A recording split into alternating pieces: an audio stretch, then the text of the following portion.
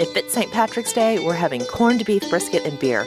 And I happen to have a few hacks that'll turn that pre-packaged corned beef from the grocery store from average to awesome.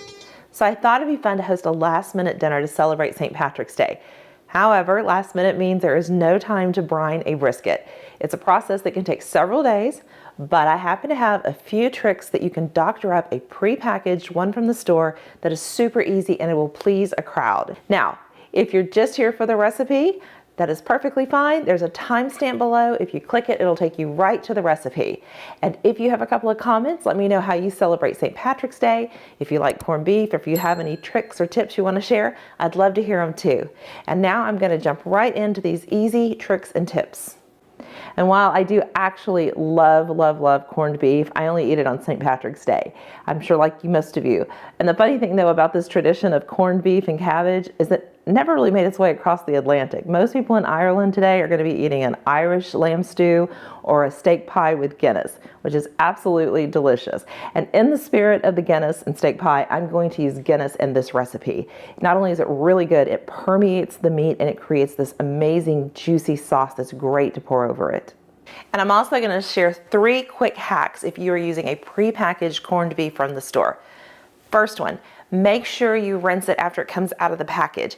It is very salty, so just give it a quick rinse in the sink and then you're starting with a clean palate. Second one, do not overcook it. Heat is not your friend when it comes to brisket. You want to cook it low and long. It'll give you really tender meat. And for the third hack, I have an absolutely amazing horseradish sauce that you can make with things already in your refrigerator. It's super easy, it is so good, and it will take it to the next level. And with those 3 things in mind, I'm going to show you how this recipe comes together.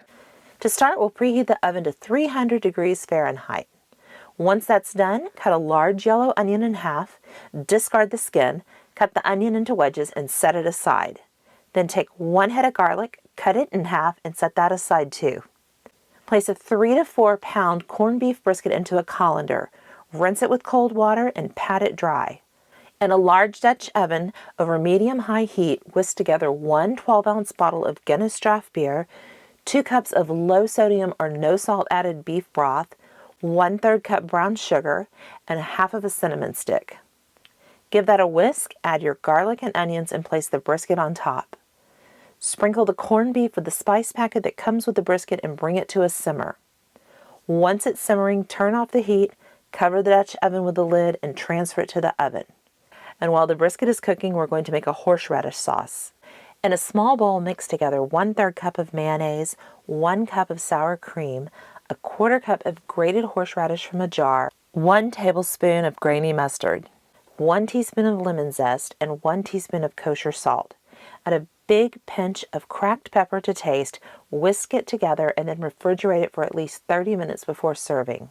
Once the brisket is very tender, about 3.5 to 4 hours depending on the size, you can remove it from the oven. Transfer the corned beef to a cutting board and cover it tightly with foil to keep it warm. Then we'll add 1 pound of carrots that have been peeled and cut into 3-inch pieces to the pot and bring it to a simmer. Lower the heat to medium, cover it, and cook for about 7 minutes. Then remove the lid and add half of a large head of green cabbage that's been cut into wedges. Bring it up to a simmer, cover the vegetables again, and cook it over a medium-low heat for about 15 minutes or until the carrots are soft. Now to plate this, it's simple. We're going to slice the brisket across the grain, transfer it to a platter, and then using a slotted spoon, add your carrots and your cabbage to the same platter. Add a small bowl of the horseradish sauce and you are ready to go. Now normally this is where I would recommend a wine, but since it's St. Patrick's Day, we're going to go with an Irish beer. Truth be told, I don't drink beer. In fact, every time I drink a dark beer, I think it tastes like soy sauce and my kids make fun of me. So on this choice, I went with Amy, my daughter behind the camera.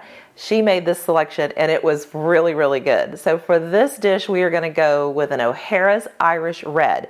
First time I've ever tried it. It was so good. It was a light hoppy beer, and I only know this because she told me, and it really complemented the mild caramel malty notes. It was absolutely delicious. I drank a bottle and it didn't taste like soy sauce. So that would be our pick to go with this dish.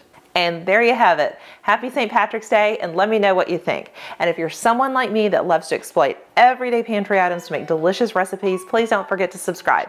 Just click that bell below so you don't miss a thing. Until next time.